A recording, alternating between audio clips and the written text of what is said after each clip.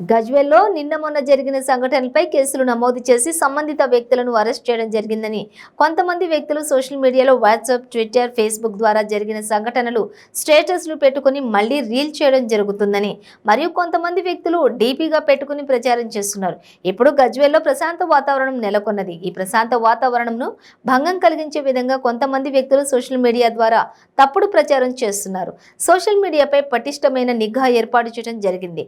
శాంతి భద్రత ప్రజాశాంతికి భంగం కలిగించే విధంగా వర్గ వైశ్యమాలను రెచ్చగొట్టే విధంగా సోషల్ మీడియాలో ప్రచారం చేస్తున్న వారిపై చట్ట ప్రకారం చర్యలు తీసుకుంటామని పోలీస్ కమిషనర్ ఎన్ శ్వేత హెచ్చరించారు. మరియు నిన్న గజ్వేల్లో జరిగిన సంఘటనల దృష్ట్యా గజ్వేల్ పట్టణంలో పటిష్టమైన బందోబస్తు ఏర్పాటు చేయడం జరిగింది. ఇక ముందు ఎటువంటి అవాంఛనీయ సంఘటనలు జరగకుండా పటిష్టమైన ఏర్పాట్లు చేశాము. కానీ కొందరు వ్యక్తులు వాట్సాప్లో, సోషల్ మీడియాలో, స్టేటస్లలో అట్లాగే రీల్స్ చేస్తూ ఆల్రెడీ జరిగిన సంఘటనలు దానిపైన అరెస్టులు కూడా అయిపోయాయి.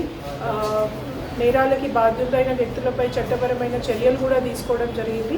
అయినా కూడా ఆల్రెడీ జరిగిన సంఘటనలు దృష్టిలో పెట్టుకొని వాళ్ళు అవే సంఘటనల వీడియోలు, ఫోటోలు వాట్సాప్లో సర్క్యులేట్ చేస్తున్నారు, స్టేటస్లుగా పెట్టుకుంటున్నారు, డీపీలుగా పెట్టుకుంటున్నారు. సోషల్ మీడియా సెల్ మానిటర్ చేస్తుంది ఎవరెవరు పెట్టుకుంటున్నారు, ఎవరు ఎక్కడికి ఫార్వర్డ్ చేస్తున్నారు అనే దానిపైన కూడా గట్టి నిఘా ఉంది సోషల్ మీడియా సెల్ ద్వారా.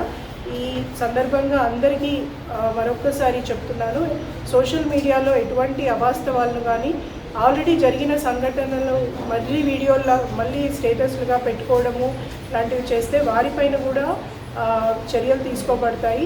అట్లాంటి స్టేటస్లు వర్గాలని రెచ్చగొట్టే విధంగా కూడా ఉన్నాయి కాబట్టి ఆ చర్యలు తీసుకున్న వాళ్ళందరిపైన కూడా మళ్ళీ చట్టపరమైన చర్యలు తీసుకోవాల్సి వస్తుంది.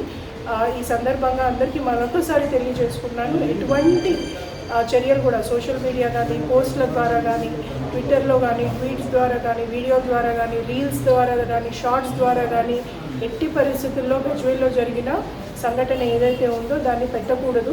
ఇప్పుడు ప్రశాంత వాతావరణం నెలకొల్పబడి ఉంది. దీనికి అందరూ ప్రజలు కూడా చాలా సహకారం ఇస్తున్నారు, అందరూ సమన్వయంతో కూడా ఉన్నారు. దీనికి అందరూ మరొకసారి సహకరిస్తారని ఆశిస్తున్నారు.